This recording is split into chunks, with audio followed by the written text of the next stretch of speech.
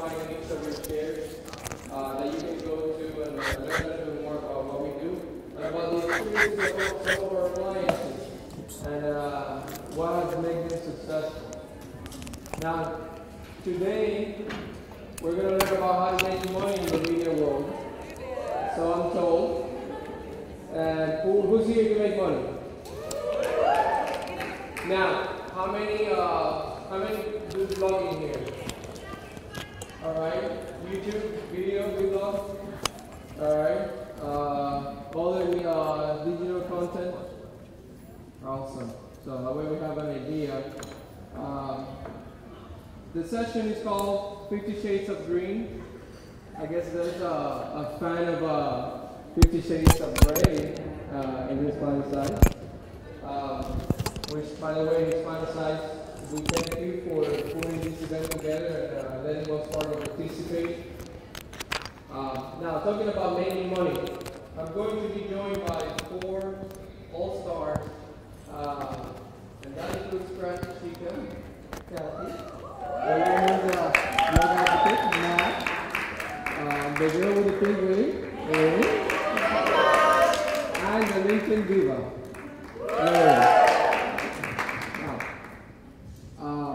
Kathy, could you tell us a little bit more about you? What has made you successful, and give us your quick story? Sure. Well, I'm Kathy Conamurio from craftychica.com, and all I remember is having a job when I was 20 that I did not like. And I swore I would never again work at a job that I didn't love. And that's what inspired me to get moving on doing the things that I did love and how to make money with them. Blogging allows me to write and share and make different projects that I love. I'm a left-handed middle child Sagittarian, so when I craft, I'm like, what am I doing? So I use my blog for that. And through that, in order to keep it full-time and to buy a house and send our kids to college, I work every angle. I call it the crafty hustle to make sure that I bring in the income for projects big and small, short-term and long-term. When there's passion, you can make it happen. Thank you, Kathy. Now we're going to go with Matt. Matt, who are you? What are you doing? I'm Matt Cherry from iBlog Magazine. It's in your registration bag. I found a need in the space of women's digital influencers, and that was to provide you with a resource where you can learn more about business, how to monetize, and get access to the people and resources you need so that you'll know how to grow your business, expand your brand, drive traffic to your channels and your home at your blog. So we're here to help you with everything in business, so feel free to check us out. Next, we have Lean Founder. Hola, gracias por venir. Yo no soy bloguera, sino que todo es parte de la plataforma que yo he creado de social media, Web City Girls, y me encanta lo del mundo de las blogueras y me ayuda muchísimo en todo lo que yo hago. Should I be speaking in English? Okay, I'm sorry. It just came out. Okay, so basically, what I want, my message today is going to be that whatever you have done with your life, you can use all your resources and change your career like I did. I used to have a production company. I used to travel the world shooting TV commercials, and I needed to move into the digital world, and that's how I follow into this blogger world, influencer world, and I'll tell you a little bit more about that as we go along. Yeah. Well, next up we have Lori Ruff. Lori. Hey everybody. I'm Lori Ruff. I'm the LinkedIn Diva, affectionately known as, and it was actually coined the LinkedIn Diva by a friend of mine, Doug Cooper, who is known as the sales heretic, and my previous partner was Mike O'Neill, the LinkedIn rock star. So it kind of gives you a sense of the kind of people I hang out with. And it's a lot of fun, because you know what? If it's not going to be fun, I'm not going to go. I've just come to realize the things that I get up in the morning when I get up and I got to do those things that just aren't fun, I find ways not to do them. And I'm really good at it, too. I'm really good at it. So if you ask me for something and I don't get it to you, so let's do this, have it. So now I work for Alpha. My boss, Charlie Garcia, is one of the top 50 most connected people on LinkedIn, the top Latino, and he was very well versed in LinkedIn and asked me if I would help him with this project that he had that he was very passionate about. And I said, sure. So Alpha, the Association of Latino Professionals for America, is an inclusive organization, as evidenced by the fact that their chief branding officer doesn't have a drop of Latino blood in her body, but I have been threatened. So I try not to say that in front of Charlie anymore. And I try to keep things light and fun. I think the biggest thing is reinventing yourself. Today's glass ceiling is self-installed. Today's glass ceiling is self-installed. You guys can be and do anything you want to do, anything you choose to try to achieve, you can do that. If you watch the landscape, because it's changing rapidly, and it's the people who recognize the opportunities, put your head down, you work hard, you keep your head up, and you look around you, you let people know who you are, what you're all about, and what you're looking for, and you'll find people out there that will help you achieve it. Thank you, Mary. Well, now that we have learned a little bit about each of our panelists, you can tell that they're not just bloggers or in the media business or in any particular niche. They are all over the place. And if you notice, each of them has two hands. They don't have any more.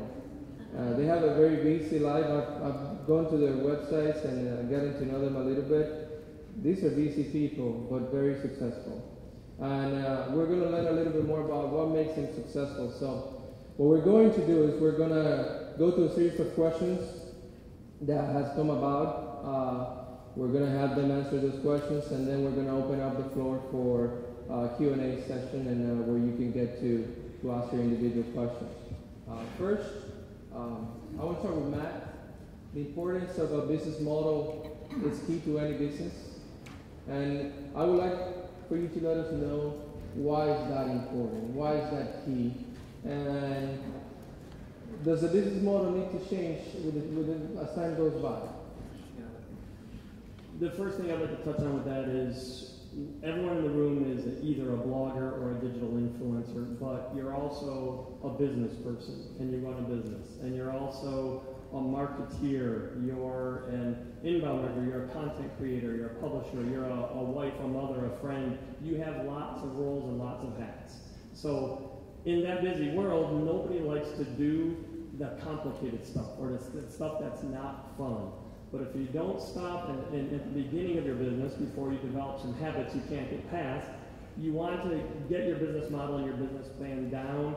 And in this space, it might only be a 16, 18, or 24-month plan. So it's not as complicated as doing a 4 or 5 year plan, because in our space, things are going to change dramatically in a much shorter period of time. But you have to, we're here to make money. You all raised your hands and you wanted to do this for a business. So you have to ask yourself, who are my ideal customers? What do I want them to do? What am I selling them? And many of you don't have a physical product, and we're going to touch on that later, but you're selling yourself, you're selling your brand. But if you don't itemize this out, everything you do, the design of your website, the calls to action, how you track people in from your marketing, your social channels to your blog, where you can actually convert them and make money from them there. If you don't have that path laid out, you're going to go, which a lot of us do, and admittedly, probably most of us up here do too, you get caught in operations. You get caught in trying to be a specialist at everything, and you find the diminishing return on your investment of your personal time. So having a plan is one of the most important things you can do, and if you're not savvy at it, ask a friend, ask a peer. You'd be surprised how willing this industry is to help you with that. And once again, keep it short, because 3 years ago, certain social media channels didn't even exist, and we all had to adapt to what's coming faster. Many of our audience is driven to us now by Instagram and Pinterest, where 5 years ago it was only Facebook and Twitter. So you do have to adapt your plan, especially if you're in a visual element like me. So be prepared to move. Don't be prepared to lose sight of what's important, though, and those are the basic fundamental business tenets, and that is, knowing what you want your audience to do, defining who your ideal customers are, go to where they exist online and bring them to your home, and your home is your blog, because that's the only thing you own. Because people go crazy when Facebook changes the rules, and that's another reason why you have to be flexible to adapt. So be prepared, but protect your house, protect your blog, and make sure you know what you want your audience to do. Thanks, man. I guess the message is work hard, keep working hard, but also work smart. Pave the road, know where you want to go and how to get there. And always go and get the resources you need if you feel that you do not have the capabilities to do it on your own. Next stop, we're going to ask Kathy. She's all over the place. I mean, crafting, teaching, blogging, videos. What tips can you give the audience about how they can monetize and bring all of that together and make money? Okay, so this is just what worked for me. So take what works for you out of this. Now, the first and foremost thing that I believe is that you have to know who and what you are as a brand, because you are asking people to give you money, and you have to be worthy of that money. So you have to make sure that your blog is on point, your topics are entertaining, everything is just that wow factor, so that they will be excited to purchase whatever you want to put out there, whether if it's a sponsored post or a product line. So that's my first thing, is that you really have to know your story, have a mission statement. Mine is to spread positivity through creativity. So people know when they work with me, that's what they're going to get. That's going to be the main thing of it. After that, you can start building off of all of these other outlets. I look at my blog as the main foundation, and then it has branches that extend out. And actually what I did, I looked at like Oprah's site and J-Lo's site, and I'm like, she has perfume, she has this, she has that. What can I do to Crafty Chica in my way? So I'm like, I have a line of books, I have a line at Michael's, I teach workshops, I make sure they have my own version of that bigger inspiration. So what I suggest that you do is sit down and brainstorm a list of all the different ways that you think you can make money from your blog, and there is no bad idea. And separate them into the small short-term ideas and the bigger ones. And that way you can start building an action plan under each of those. One thing to think about when you feel secure with your blog and you're ready to extend out, think about adding a store to your blog. And it doesn't mean you have to be like me and like paint a gazillion things. It just means maybe it's a line of t-shirts. There's white label companies where you can have your own line of candles, and you can have the name of each scent to theme around your blog. Think of those external type of things. If you had a product line, what would it be? Another tip is, what if you met with a book editor and they wanted a book? How would you know what kind of book to write? You should be prepared for that. Start thinking, if I were to write a book, what would it be? So put a book proposal together. Plan ahead on these big vision things. And one important thing is, I don't say this is my dream, because I say if it's a dream, it just kind of stays in the glittery, cloudy sky up there. So I say this is a goal. And that way it's more tangible, and I can time box it, and I can work backwards from it and say, to get it to this point, I need to do these different things. So short-term money, if you need to raise $1,500 for a project that you want to do, this sounds really cheesy, but I'll write it down. I need to bring in an extra $1,500 this month so that I can order this or order that. And I post it up on my board, and it usually comes through more than that. So don't be afraid to be specific with what you need. I have a gob of other tips, but those are the most important ones. Thank you, Kathy. That is great. I see a lot of dollar signs here. Everybody taking notes. We're going to make money. Now, this is kind of like an open question for any of you that wants to pitch in. When it comes to reaching out to the big brands and getting yourself noticed, what are some of the things that you typically see people doing? And is it advisable to reach out to these brands early on? I think what I do, I look and see how I could fit with what they're doing. If it doesn't fit what I do, then I don't approach them because I want it to be genuine. I want to feel good about it. So if there's something where I feel I can fit in, then I'll create a pitch and go through the appropriate channels. And also, I think that it flows much better if you gravitate to brands that you love. Because if you love them, then any idea that you have is going to come out naturally and organic, and your audience is going to just go with that flow because they believe in you. I think this is going to be a shock, but you need to be on LinkedIn. That's not anybody said that. But the thing is, if you reach out to people, and you reach out to them with your pitch, this is what I want you to help me do.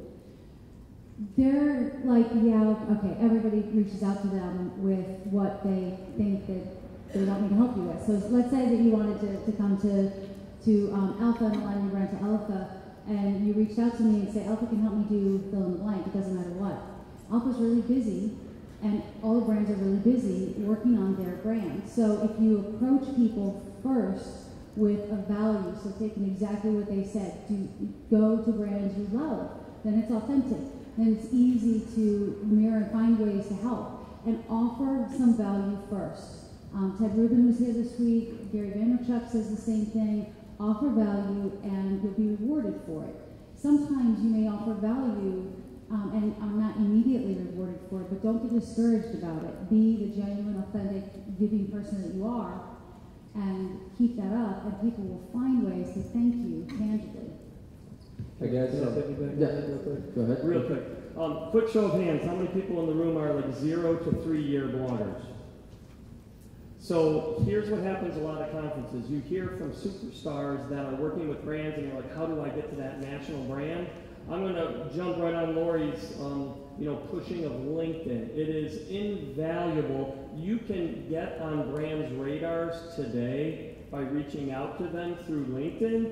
And one thing I always speak about at conferences is, don't forget a brand doesn't mean you have to work with a national brand with the national social media director on national campaigns. Most of your work at the beginning of your blog business is going to happen locally.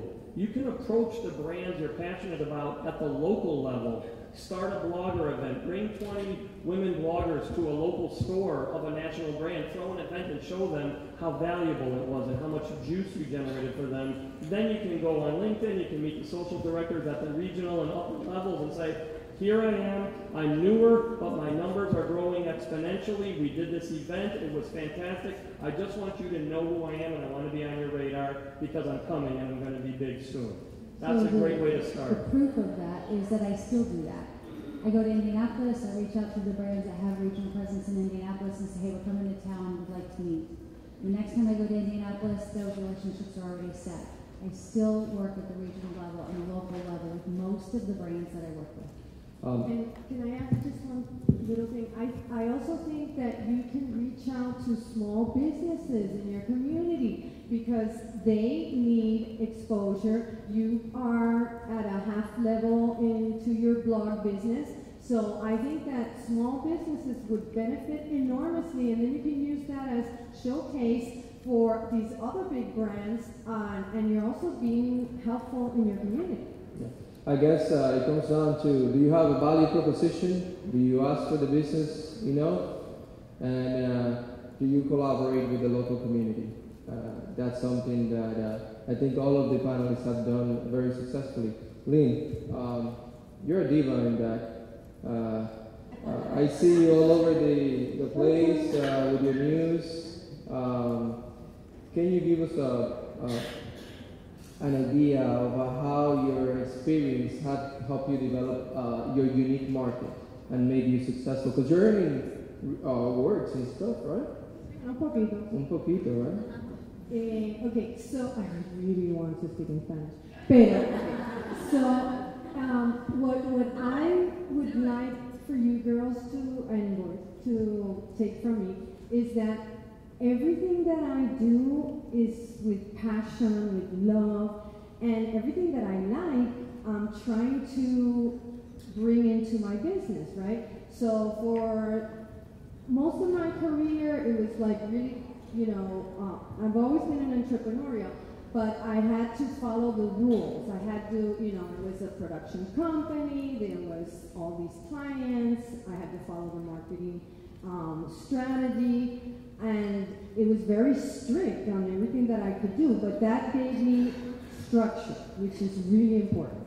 But now, I've been able to, for me, the virtual world and the real world are the same, right? So I've been able to bring in this personality of mine, the happy part of me, the positive point of views that I have, and create a business around that. And I think that's pretty amazing that, against all odds, I continued this journey of doing what I love to do, which is the socializing part, the fun part, the faranduleo. I love the faranduleo, hello. So, I've been able to create a business within social media, and with supporting artists, supporting brands, causes, everything from a positive point of view and everything from a happy place, because I think that social media was created to make the world better. So follow what you love, either it's in the cooking, or it's in the design, or it's, more of a business aspect. Anything that you love to do, the internet has space for you. You just have to have a strategy, follow it. You have to have continuity. You don't know how many days I would wake up and I'm like crying porque, this door didn't open, this one didn't happen, and then I would always be like, ask my sister. No, it's because something better is coming. So I would never give up, and I kept on working harder and harder. And let me tell you, I'm still not, where I want to be, or where, I should be. But every day I work harder and harder and harder. And, you might think you're not creative, but we are all creative. Just follow that passion, and that will give you ideas. The way that I monetize is, I see the brands that I love, and the brands that are kind of doing what they're in the music business, they're in entertainment. So I come up with ideas, and I put a PowerPoint together, and I start knocking on their door until they say, ay, Dios mío, esta niña, por favor. Túmbale la puerta. And you just have to continue, because that's how life is. Well, that's it all starts with a dream, working hard, turning it into a plan, and executing it. And Lori, mistakes. People make mistakes. We all do. What are some of the mistakes that you see people make very often early on in their when they're venturing into these social media, global sphere, video, LinkedIn? What are some of those mistakes that you see that people could avoid, or that you have bumped into, and how have you overcome those? Oh, so many. I mean, that I made myself. Right? I mean, when we heard as opening business plan, right? I had a business previously with a regional training center. I had a 5-year business plan. I did all the right things. As I came into this business in 2005 through 2008, interestingly enough, I didn't have a plan. I wonder how successful I would be today if I had a plan then, because I know that in my first business, I was very successful. I didn't look at the plan for almost 3 years, but 5 years after I wrote it, I was Business of the Year, nominated for the State Business of the Year, named by North Carolina's Parenting Magazine as one of the top 40 businesses in North Carolina to work for. There was a lot of success. And the other thing is what, I can't believe how incredibly insightful you guys are. Listen to what they said. The thing is believing that the lies that we tell ourselves. I don't have to go through them, do I? All of them just went through your head. I'm going to go through them if you don't. I mean, look, I've got rheumatoid arthritis. In July of 2007, in 6 weeks, I went from being healthy, climbing trees, running, playing soccer, all of those things, to be in a wheelchair. And here's what happened, and it happened quite by accident. I was scheduled to speak in Oklahoma, and I called the lady. Now, I'm one of those people. I don't like to say no to people. I like everybody to be happy. I want people to like me. Thankfully, I've learned how to find enough people to be happy that like me that I don't have to worry about everybody else. Amazingly, there's people out there that don't like me. Anyway, so I called this lady and I was like, look, it's literally like 10 days before the conference, and I said, I've hurt myself, I've injured my knees, I can't walk. I don't really know, I don't know how to say this, but I don't know if you're going to be able to accommodate me on your stage. And I wanted to tell her I couldn't come, and I couldn't bring myself to do it. And before I could, she said, look, let me make some phone calls and I'll call you back later on this afternoon. She didn't call. But she called the next day and she said, look, Lori, I talked to the hotel and they can accommodate you with a wheelchair ramp to the stage. And they have handicap facilities. They've got a hot tub that you can get into in a wheelchair. They've got like, all this stuff. And by the way, you probably need to bring somebody with you to help you. We'll cover his fare. We'll bring somebody with you to help you. And because she did that, as horrible and as much pain as I was in, as bad as I felt, I went. Had I not gone, how much easier would it have been to say, no, I can't do that, no, I can't do that, no, I can't do that. And I'd have been just nothing today. I'd have been miserable. I'd have wondered what I could have made of myself. And so what I found is that when I am at my weakest, when I'm in pain in the middle of the night, when I just got off a hard trip, whenever, I don't put a lot of negative stuff out on Facebook, but I'll take a picture of the barometer on my phone and post it on Facebook and say I'm feeling like crap today. And people around the world will encourage me either on that post or through private messages. And people have thanked me for allowing them to touch my life in such a way. So I don't care what you're going through, who you are, what's going on. Don't lie to yourself that you cannot do and achieve your dreams. You can. No matter what resources you do, you don't have, figure it out. You guys are incredibly brilliant people. And the tenacity, luck is given to those who do not give up. Honestly.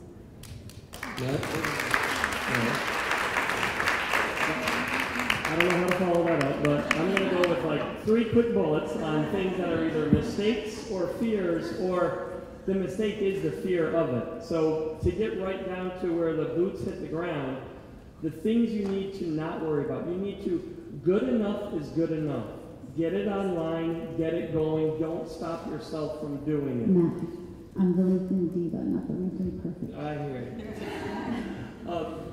you. The next one is, you're mobile. Many of you have families. You know you access social media from small screens and your phones and your iPads on the go. You need to be doing video, and you need to be doing audio tomorrow. And the mistake is hair, makeup, house, my kids, my dogs running through. The brands will love your personality and the way you react to adversity better than they will if they think you've replicated Giada's kitchen from the Food Network in your house and made it perfect. It's never going to be perfect. And then part 2 of that mistake is you're not a video editor. So you spend 22 hours at night editing video and doing things you're not good at, and you don't outsource things like that. Because I know everybody here has been up at 11 o'clock at night working on photo editing, going, I've got to do 7 different sizes for 7 different channels and put text over it. And if you don't give yourself an hourly rate, probably one of the most important things in your business plan early on, how many hours do I spend prospecting for more gigs? How many, am I going to take the short payment job when it takes me 7 hours to do it? I'm working for $8 an hour. So if you're editing photos and you're doing things you could send a $5 for $5 and have it done, stop doing it. That's it. So mine is, this is a really good topic right here. Okay, so this is a tough love one of stop telling yourself the money blocker phrases in your head like, I'm not ready, I want it to be perfect. I don't know what I would do with it, and that kind of stuff. You need to stop saying that, because then all the universe hears is, I'm not, or no, I have to wait, this, that. Instead, okay, this sounds really cheesy again, I'm the crafty, glittery girl, but I literally go to bed every night, say my prayers, everything, close my eyes, and I say, I am a magnet for abundance. I'm a magnet for love, and prosperity, all of that. And if you could just feel that imagine yourself right now as a magnet, and the things that stick to you are abundance and love and prosperity and success, and I swear to God it works. Change up here. Change the tape that plays in your head, because the more you project self-doubt and self-criticism, you're just going to stay where you are. You need to level up like a video game, and to do that, you need to take the risk.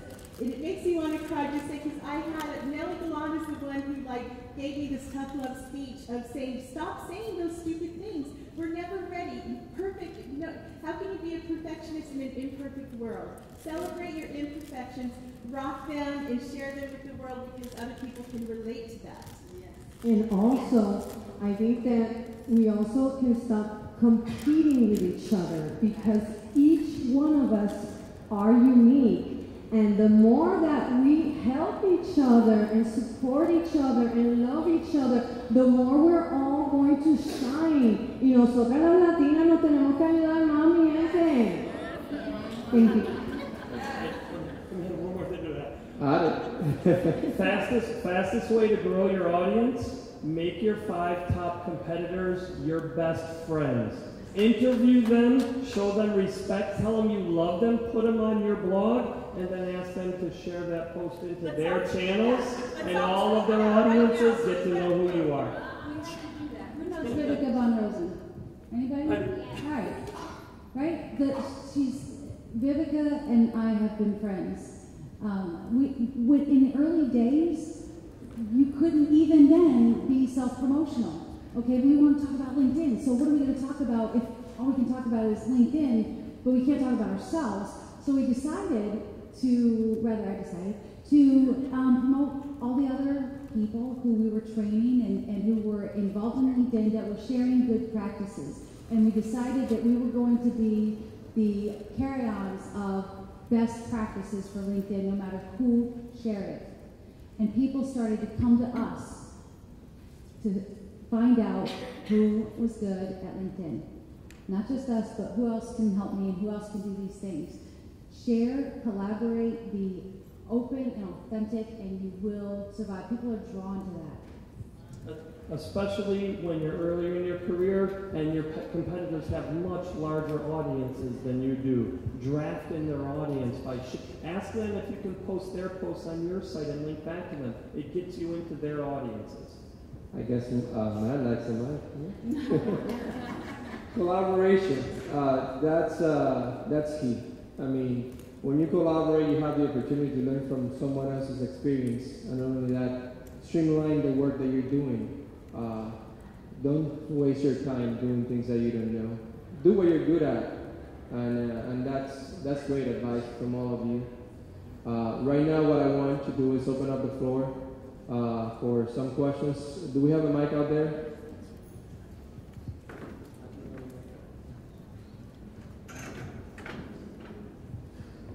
Say your name and what you do when you ask the question, if possible, please.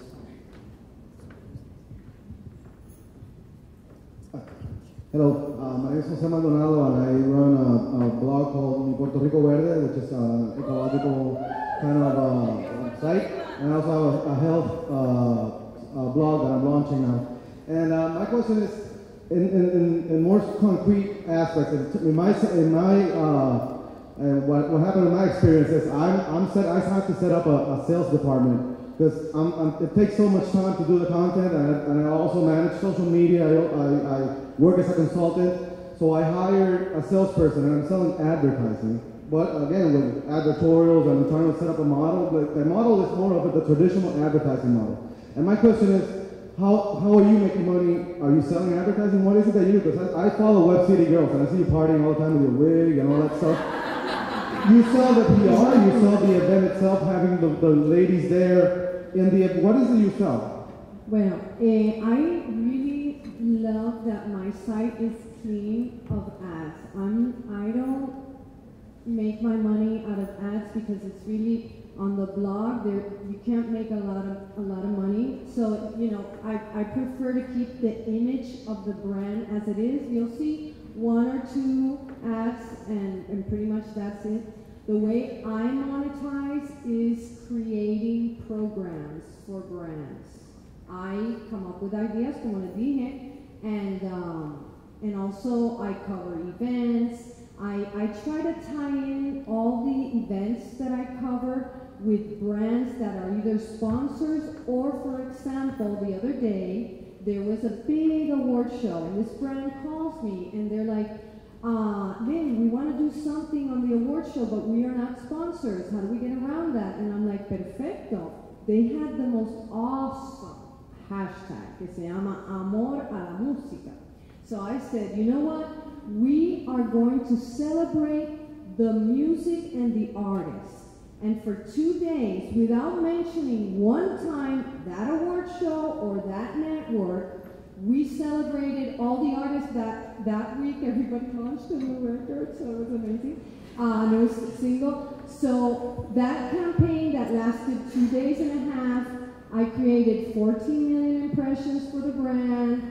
The interactions were off the charts, and none of the people that came to it was like a virtual party for 2 days and a half, mentioned the network or that show. It was about celebrating the love for the music. So you have to be creative and come up with ideas that are related to your blog that a brand can see the value for them.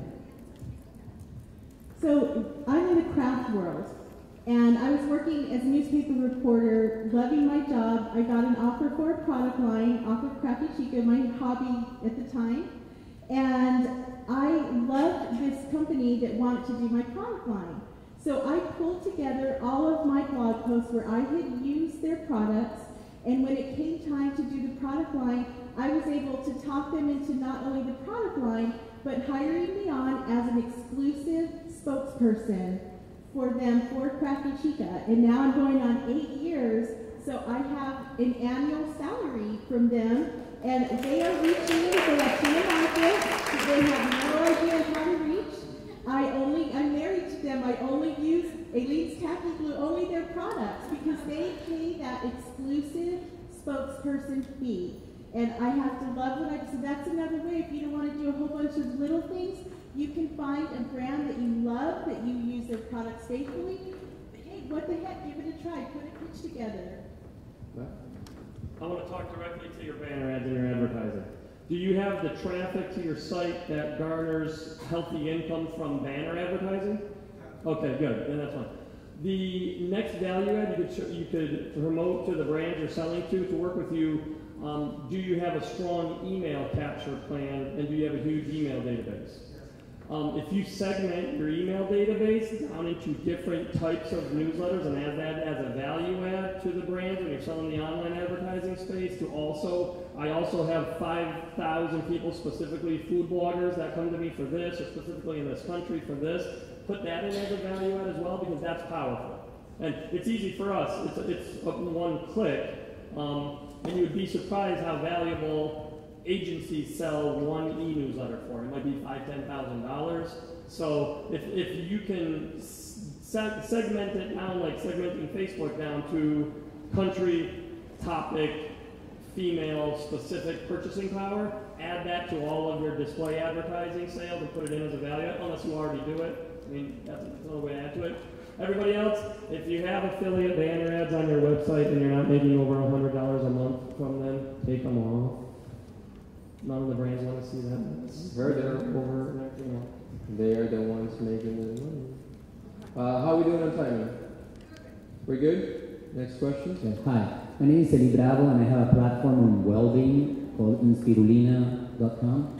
And I want to talk about where I should focus or try to work in terms of geography. Because you mentioned that working at a regional level or then going to a national level, But what happens when you have your public spread in 5 or 6 countries? You have a lot of traffic coming from Spain, Mexico, Colombia, Venezuela. They're everywhere around. So it's not easy talking about brand, but also about how you communicate with them in terms of getting the right public and doing a segmentation that makes sense. Well, my experience with geography is that the brands that are in the United States do not care about any other country that is not the United States. Honestly, I have not figured out how to make money out of Latin America and the traffic that I have and Europe, but now that with my brand I've launched a new product that is called Behind the Pink Wig, and it's a weekly talk show on tuvisioncanal.com, which is a portal for Latinos.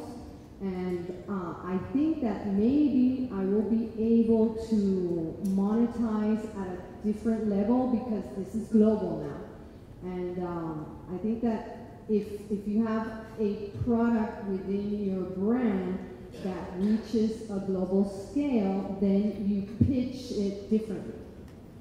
That's my experience. I guess you never stop learning and always be open to change. You know that. Otherwise you fail. Who's next? Hi, I'm here from Dallas, Texas. My company works with all the major healthcare companies, healthcare at Humana. They sent me to find 2 or 3 bloggers to sponsor, so you can pass your business cards. Appreciate it. Oh, here you go. Why don't you take the advice? You know, that's really great. How many of you have been out in the exhibit area and you got a free gift because you tweeted a picture with a hashtag?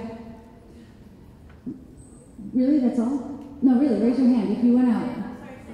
If you have, during the conference, gotten some kind of a gift or whatever by taking a picture, tweeting, sharing, and doing a hashtag, you all are influencers that have shared your influence with those brands for a value. I got my makeup done today by Shady. Oh my God, it was so much fun. Yesterday I was doing the whole hand thing. Oh my God. And I tweeted happily. I'm so happy to tweet for a pretty face or relaxed hands. It was a value. Right, so I mean, think about that. So when you go home, think about the value that you shared and the influence that you shared here, and say, while I was at Hispanicize, I was an influencer for, and you are telling the truth. Whether it was Sana, or it was Shea Butter, or it was Coke, right? Because you shared your influence and your audience with them. And that's the beginning of you becoming an influencer that the brands seek out. So you have to offer a takeaway for your reader, because if that's a little touchy. Like if I post too much, then my followers are like, well, now I'm jelly because you got a hand massage. So I have to say, okay, make sure to massage your hands every day after this to keep, or some kind of takeaway tip, and that way they feel like they're in it. Or you take something home and do a giveaway on your blog, so that they can be, you're all in this together. You make them feel included. Right, and also another example is like, if you need something, right? Like for example, I'm about to buy a new car, right? So I work with Ford, and I created a campaign about let's help Lynn find a car.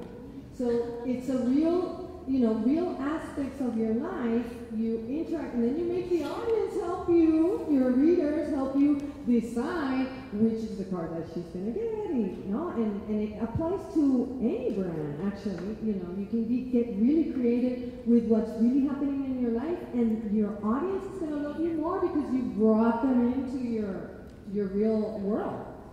We have another question over there. Oh, I'm sorry. You were ignoring me. At all. I'm sorry. My name is Nicole, and I am from Houston, Texas. I am a beauty and lifestyle blogger. And I want to know, for example, I have a lot of brands that I love, and maybe there's 2 brands I'm thinking about pitching to. And you guys, your website looks great. You have a great following. I still don't have a great following, but you know, I think my website looks great. But I don't know how to pitch them. I don't know who I'm going to talk to. I've heard about needing to have a media kit. And I'm with Lynn that you have to have a very creative idea. So how do you find those people? How do I have that person in front of me and go, You I look have a great. great idea? You look nice. When you said you were a fashion beauty blogger, it didn't seem disingenuous to me, right? Going back to LinkedIn, that is the platform where you can represent yourself professionally. You can put your projects, you can put publications, you can get recommendations and give recommendations, you can show your professional dynamically, you can show your professional self online. So no matter what your website looks like, whether you're just getting started or if you're in transition, right now I'm about to go through a major brand transition on a personal level. And so no matter what that is going on there, you still have your LinkedIn profile. That's where you reach out to who those brands are and find out who am I working with. So if you're here at the conference and you want to work with brands and you haven't before, ask people, how do you hire influencers? As a matter of fact, to go back to Shay, I know that one of the ladies that is an influencer for them is walking around the conference. Ask her or ask the ladies who know her, how did that happen? How did she get started? Who should I reach out to? I also wanted to add that at the very beginning of my stage with Web City Girls, I became very involved with the Bloggers Networks because they will teach you and they will guide you and they will get you gigs. And it's a really great way to find out how this whole world really works.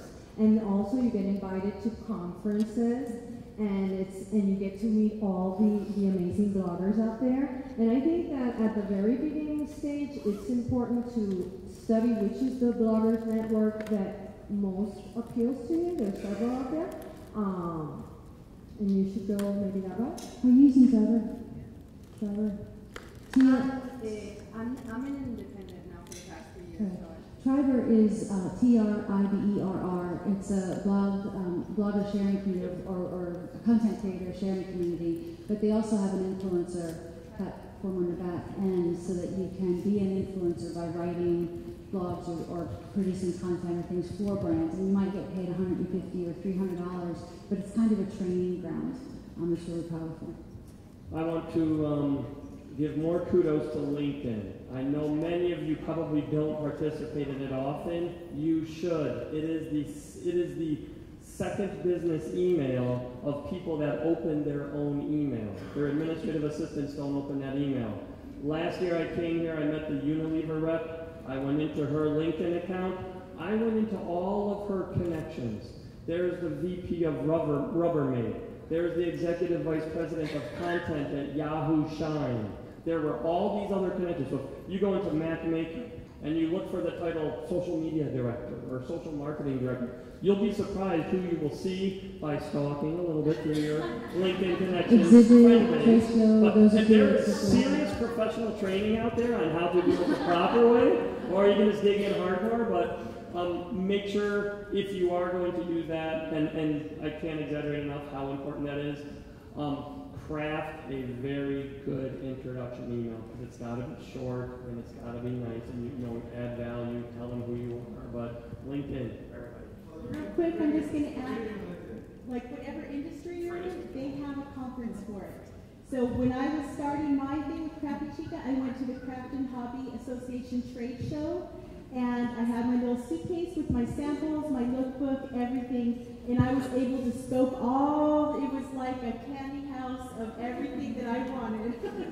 And then I could go back and say, I fit with them, I don't fit with them, I love them, and then you can start crafting the pitches. So if there's a beauty conference or a food conference, whatever it is, I mean, go to the heart of it and, put on your awesome outfit and work it. The answer, free or premium, I use free.